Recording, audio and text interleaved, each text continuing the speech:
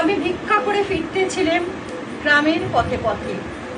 তুমি তখন চলেছিলে তোমার স্বর্ণরথে। অপূর্ব এক স্বপ্ন সম লাগতেছিল চোখে মম। কি বিচিত্র শোভা তোমার, কি বিচিত্র সাজ। আমি মনে ভাবতেছিলাম এ কোন মহারাজ। আজি শুভক্ষণে রাত পোহালো, দেখেছিলেন তবে আজ আমারে দাঁড়ে দাঁড়ে ফিরতে নাহি হবে। বাহির হতে নাহি হতে কাহার দেখা পেলেম পথে। চলিতে রথ ধনধান্য ছড়াবে দুধারে। মুঠা মুঠা কুড়িয়ে নেব, নেব ভারে ভারে। দেখি সহসা রথ থেমে গেল আমার কাছে এসে। আমার মুখপানে চেয়ে নামলে তুমি হেসে।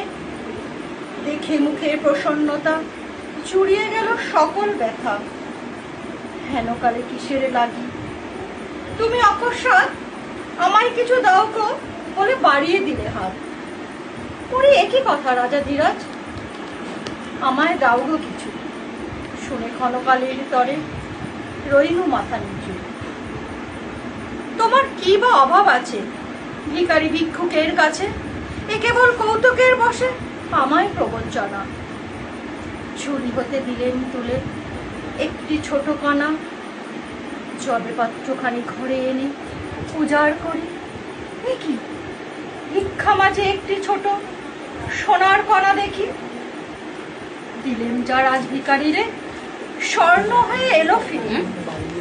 তখন কাঁদি চোখের জলে দুটি নয়ন ভরে।